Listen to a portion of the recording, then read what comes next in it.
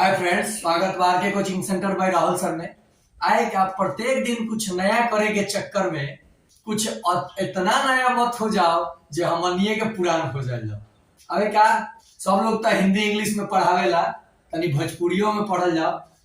देखिए क्या आज जो टॉपिक बा उ बाटे फैक्टर्स एंड मल्टीपल्स, यानी गुणनखंड और गुणज। गुणनखंड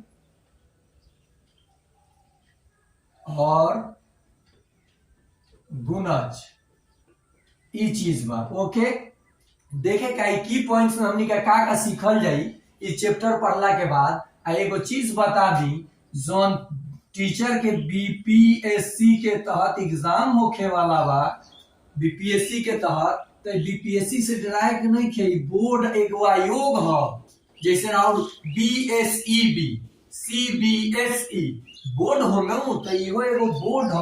बीपीएससी के नाम सुनते रुआ खड़ा नहीं करेंगे।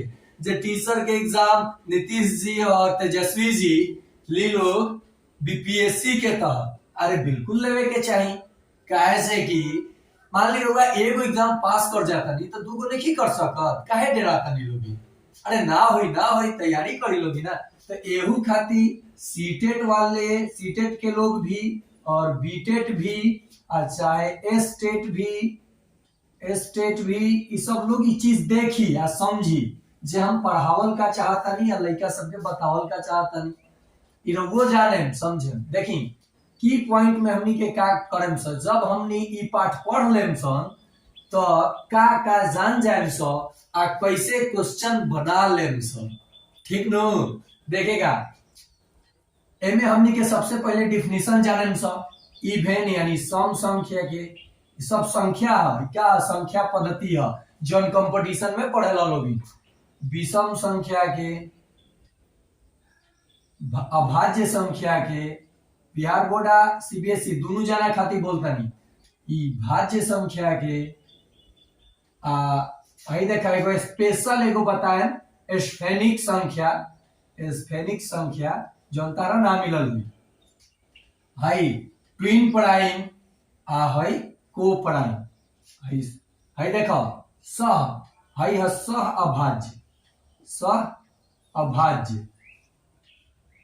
आ हई कहता ट्विन प्राइम, जैसे 5 और 7 बा।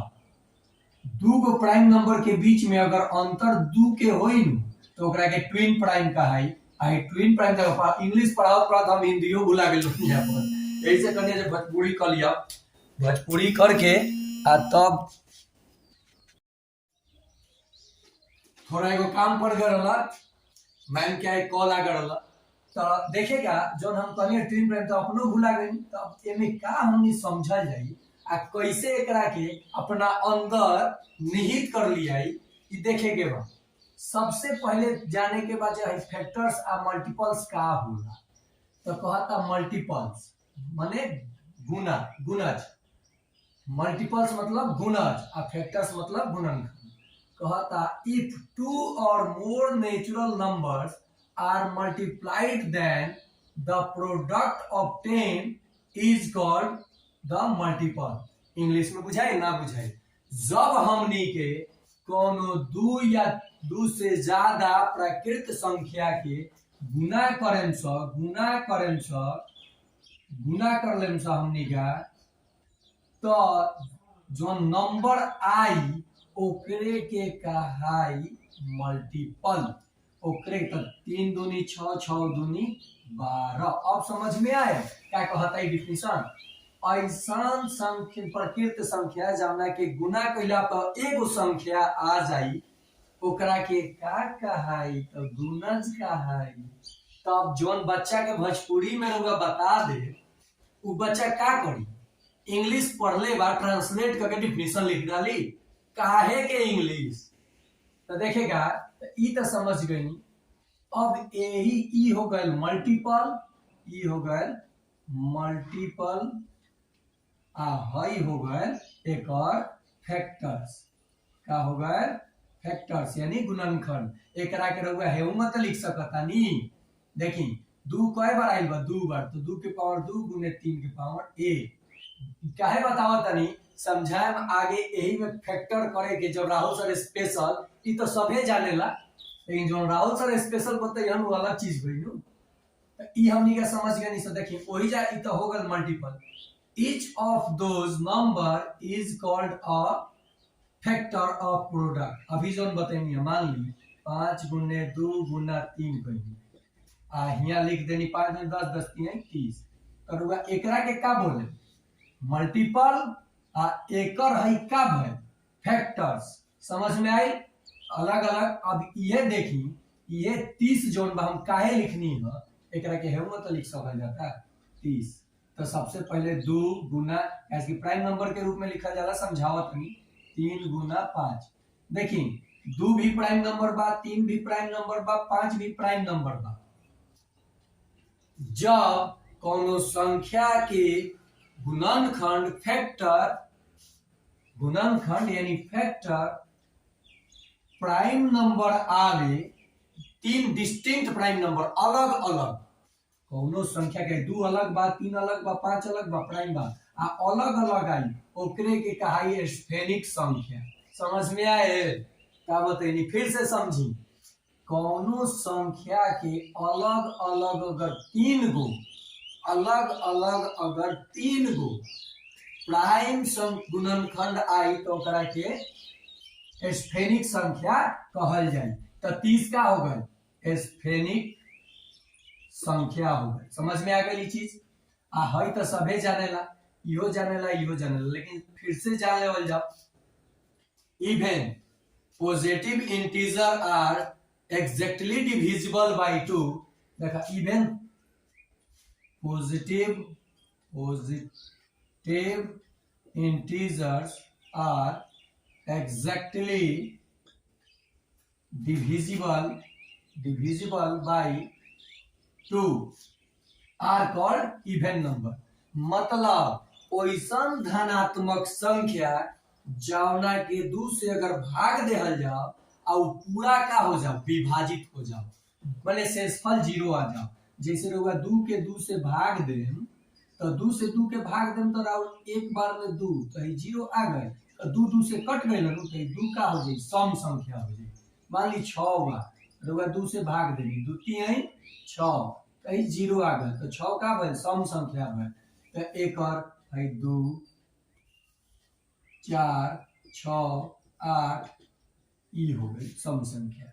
पहिलका सम संख्या 2 आ अंतिम संख्या के ना होला अनंत तक जाई तो अनंत ई रहुआ समझ गई नी। ये वैसन 2 बा जौन सम भी होला इवन भी होला आ प्राइम भी होला प्राइम दोनों होला।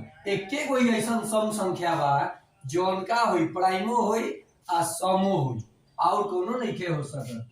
तो ई हमनी के जान गई नहीं सब बाकी नंबर सिस्टम में जब एवरेज बताए तो सब चीज बताए तो प्राइम नंबर जब इवन जान गई तो और तो जानिए जाए जौन 2 से ना कटी लड़का अपना ही बोली ए सर का आ तो रहुआ तो कहनी जो 2 से कटी सम संख्या आ जो पूर्णांक माने धनात्मक पूर्णांक 2 से ना कटी वो विषम संख्या माने कटी एग्जैक्टली डिविजिबल ना हुई रिमाइंडर 0 ना आई। जैसे 7 के रहुआ 2 से भाग दे तो 2 3 6 आ यहाँ का गले एग्जैक्टली भाई ना भाई तो ये का हो जाए बताई और नंबर हो जाए।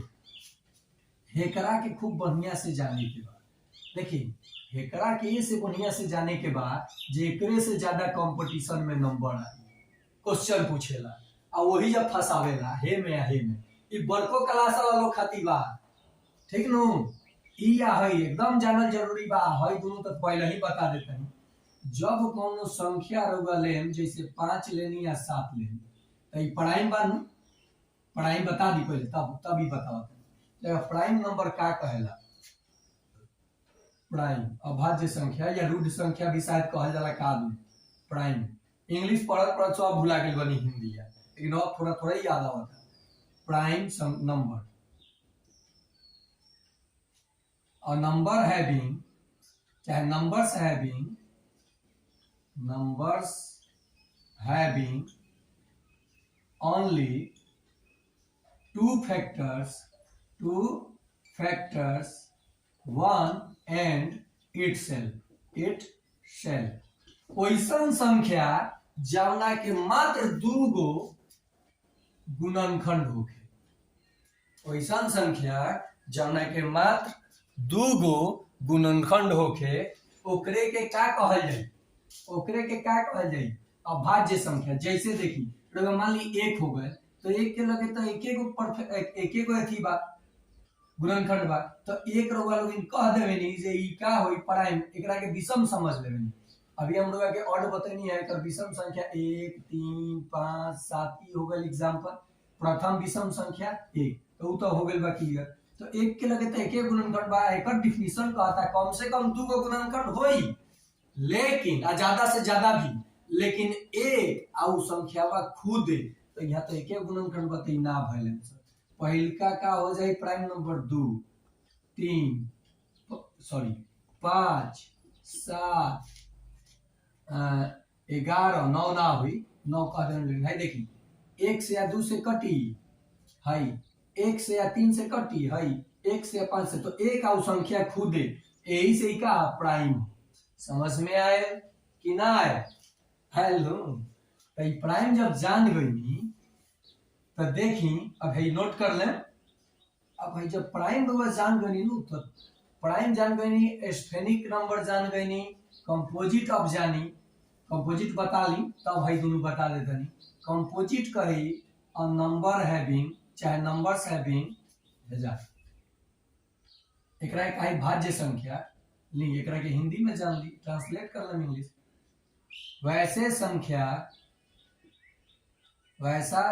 संख्या जिसका 2 से ये ऐसे लिख दो 2 से अधिक गुणनखंड हो का हो अधिक गुणनखंड हो मतलब दोज number having more than 2 factors माने 2 गो से ज्यादा अगर हो गए 5 गो हो गए 7 गो हो गए 10 गो हो गए 20 गो हो गए अनंत हो गए अनंत के अनंत हो अनंत कैसे हो जाए वो तो सीमित हो जाए नो। तो ओकरा के जैसे मान ली हम लिखले बानी 4 तो 4 एको से कटेला 2 से कटेला 4 से कटेला 2 गो से ज्यादा एकर फैक्टर हो गए कि ना हो गए। तो जब 2 गो से ज्यादा एकर फैक्टर हो गए तो ई का हो गए प्राइम भइल कि कंपोजिट करुआ का कंपोजिट। तो अब हम पूछे 10 9 11 और 15 में कौन प्राइम बा चाहे कौन कंपोजिट नहीं खे तो दोनों के आंसर 11। समझ में आयल? क्वेश्चन घुमा के पूछ सकता एग्जामिनर। तो ई रउआ जान गनी ई सब जान गनी एकरा के मिटाइला के बाद अच्छा हयो मिट गल ट्विन प्राइम आ है को प्राइम सह अभाज्य जौना 2 गो संख्या के अगर मस HCF राउर अगर आवता ए तो दोनों संख्या का है को प्राइम सह अभाज्य का है सह अभाज्य। मतलब देखी 3 आ 5 चाहे 3 आ 4 ले ली एक और मस का हो हेंगरुआ बनावे नी नु 4 के 3 से भाग दे एक बार में 3 फिर 1 आए ऐसे उतारे 3 लिखे में 3 0 आ गए एकरा के मस कह देते दोनों के मस का है एक है तो दोनों का है करुआ का है को प्राइम का है सह अभाज्य का है। समझ में आए? और डेराइला के जरूरत नहीं खे कोनो संस्था से देखी सब संस्था अच्छा बा कोनो संस्था अच्छा मतलब हम कहे नहीं जे जहाँ इज्जत प्रतिष्ठा मिले वहाँ प्यार से रही चाहे पैसा कम मिले या ज्यादा मिले पैसा मैटर ना रखेला मैटर रखेला इज्जत। अगर कहीं इज्जत नहीं मिलत तो अगर 50 लाख रुपया चाहे 50,000 देता है तो वहाँ अपना आत्मसम्मान से समझौता मत करी। अब वो वैसे इंसान के एक दिन पक्का एहसास हुई कि हम बहुत बड़ा भूल कैले रही। सब कुछ हो गया के बाद भी अगर कोई तंज कसे तो राहुल सर तक ना बर्दाश्त करी हम ऐसे राहुल सर लगे नॉलेज को तो क्या बर्दाश्त करी हम वैसे बहुत दुकान मिली तो वो लगे नॉलेज बा रउआ बर्दाश्त ना करनी लिहाज करनी इज्जत करनी हमू करता लेकिन कुछ लोग ऐसा होला जे ओकर इज्जत के अपन धौस समझ लेवेला डर समझ लेवेला डेराला केहू से केहू ना, एगो चींटी भी रउआ से ना डराला, ना हमरे से डेराई। डेराई कब जब वो गलती करी तब। तो रउआ देखी बच्चा सब गलती नहीं क्या करेगे क्लास में, ना ही एने ओने स्कूल में भागला के जरूरत बा। ऐसे नहीं के भागे के जे फिर कहीं ना कहीं रउआ के फसावल जाई, जहां बारो वही जब पढ़त रहला के काम बा। हम बानी नू ऑनलाइन, हम पढ़ाए वाच करे के बाद, देखे के बाद, समझे के बाद, मजा लेवे के बाद पढ़ाई के बोझ नहीं के बनाएगी। तो ई आगल तो रउआ समझ गए नहीं। अब एकरा में देखी क्वेश्चन 10वां में का पूछेला, वो दूसरा क्लास के बच्चा बता। एक्स आ वाई अगर को प्राइम बा, मान लिया 3 आ 4 को प्राइम बा, तो एकर मौसा का कहेम रउआ। मौसा मतलब कॉमन संख्या, एमे एकर एचसीएफ का है 1 है। मौसा मतलब एचसीएफ या जीसीडी, जीसीडी भी बोलल जाला। हाईएस्ट कॉमन फैक्टर कहीं आ चाहे ग्रेटेस्ट कॉमन डिवाइजर कहीं, उहे ई दोनों एके चीज है। तो एकर एचसीएफ 1 बा आ ई दोनों को प्राइम बा। तो एक्स और वाई को प्राइम बा, तो एक्स के जगह 3 मान ली, वाई के जगह 4 मान ली, चाहे मत मानी। जब ई को प्राइम बा तो एकर एचसीएफ का हो, एकर एचसीएफ का हो 1 हुई। आ एलसीएम का हो, एकर एलसीएम में दोनों पे गुना हो जाई, एक्स वाई हो। अरे दूसरा क्लास के बच्चा बताइए समय लोग बतावे नहीं कहा हूँ अपनी। अरे किताब लेके पढ़ पढ़ पढ़, अरे घेवड़ा पढ़, बट कौन पढ़ाई हो ना पढ़ेगी। अब देखी जैसे ई तो हो गए। अब राहुल सर स्पेशल, क्या राहुल सर स्पेशल में, राहुल सर स्पेशल हमेशा क्लास में पूछ ले बच्चा सबसे। चैप्टर खत्म कैला के बाद राहुल सर अपन स्पेशल देते रहलन, जो कंपटीशन में बहुत माने बहुत फी लेके ना, मात्र 300 रुपया के महीना लेकर के पढ़ावे नहीं बच्चा सबके। पता कर ले, जे ज्यादा पैसा लेवेला कोनो जरूर नहीं के जो का लगे ज्यादा नॉलेज बा, लेकिन रउआ लोग हवा बना देले बानी जे जे ज्यादा पैसा ली बापू का लगे ज्यादा कुछ बा, तो ठगाई। देखिए राहुल सर स्पेशल का कहता है, जैसे है 12 बा, one acre factor prime factor निकाले के बाद, तो सबसे पहले सीख लीजिए प्राइम फैक्टर निकली के में। बहुत बच्चा की में गलती करलन, सब पहले गलती करके बताओ। पहले का नंबर प्राइम नंबर 2 होला, तो 2 से कटा था, 2 से ना कटी तो अगला प्राइम से चेक करी। मान ली 2 बा, 3 बा, 5 बा, 7 बा, 11 बा, 13 बा, डॉट बहुत बा। मान लिया 2 से नहीं कटा, तो 4 से थोड़े चेक करें, 4 तो प्राइम नंबर में है नहीं के, प्राइम फैक्टर निकाले के बाद 2 से नहीं कटा तो 3 से चेक करें, 3 से ना कटी तो 5 से ना कटी तो 7 से। समझ में आए? तो बिल्कुल आए। देखो गणेश वो वीडियो चल रहा है ना, नहीं तो एमबी खत्म होने वाला है, भले एमबी कर रहा है, स्टोरेज चल रहा है, ठीक है 15 मिनट का ओके, कोई बात नहीं। यहाँ देखो तो गलती आप लोग क्या करते हो, जब टीचर आपको प्राइम फैक्टर निकालने के लिए देते हैं तो आप यही गलती करोगे कि यहाँ 2 से किए 6, 2 से किए 3, तब यहाँ करोगे 3 से 1। एक प्राइम नंबर है का, एक प्राइम नंबर है, अभी ना बताया था कि एक प्राइम नंबर नहीं है, तो काहे एक लिखे, नहीं लिखना है, यहाँ पे छोड़ दीजिए। आपका फैक्टर प्राइम फैक्टर हो गया है। अब यहाँ 12 लिखिए और लिखिए 2 के पावर 2 गुने 3 के पावर 1। देखिए 2 के पावर 2 4 चढ़ती है 12 आ जाई, तो ये कर प्राइम फैक्टर होगा। हाँ तो ये तो सबे जाने ला काय में राहुल सर स्पेशल बा, ही हमें बा स्पेशल। 12 कितना संख्या से कट जाई, माने 12 के कुल कितना फैक्टर्स होई, है प्राइम फैक्टर से मिल जाई। देखी जब 2 के पावर 2 बा, ध्यान से देखे के बाद 2 के पावर 2 बा, तो में एक जोड़ी तो का भइल 3, हे में पावर में गुना के बाद तो गुना, हेकर पावर 1 बा, में एक जोड़ी तो 1 1 2 हो गए। जब रुआ गुना करें तो 3 दूनी 6 मिली, यानी 12 कुल कितना संख्या से एग्जैक्टली डिविजिबल हो जाए, तो 6 गो संख्या से। कामना से तो विश्वास नहीं खे तो देख ली, 12 1 से भी कटेला, 2 से भी कटेला, 3 से भी कटेला, 4 से भी कटेला, 6 से भी कटेला, 12 से भी कटेला।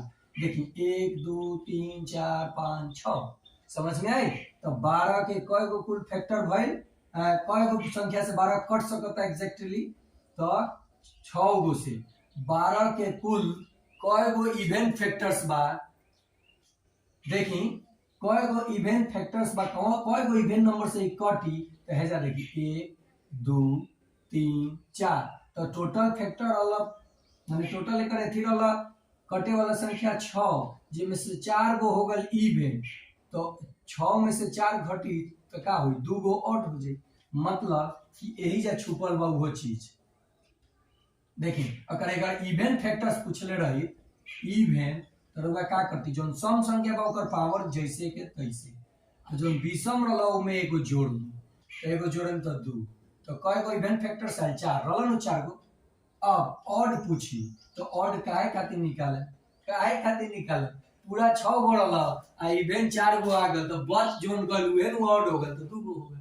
तो ई है राहुल सर स्पेशल और तारा लोगन खातिर ये क्वेश्चन कमेंट बॉक्स में दिया लोगन अपन नाम भी लिख के कि 120 के प्राइम फैक्टर निकाले के बाद क्या निकाले के बाद prime factor total factor event factor और ऑड फैक्टर।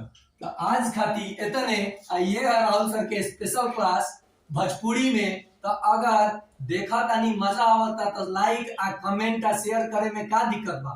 एगो और बता दी चीज बहुत लोग बेल आइकन प्रेस नहीं के कैले हमरा चैनल के तो बेल आइकन प्रेस करम तो ओकर फायदा बतावा तनी जैसे हम वीडियो डालें तो रुआ को मैसेज चल जाए तो रुआ ओकरा के प्ले करके देख ले आ सारा विषय के जादुई तरीका से रुआ के बताएं एक बार में राउर लइका चाहे टीचर आ चाहे रउओ अगर तैयारी करतानी टीचर खातिर बीपीएससी निकाले खातिर तो रउओ फायदा हुई तो रउआ देखी समझी आ मजा ली।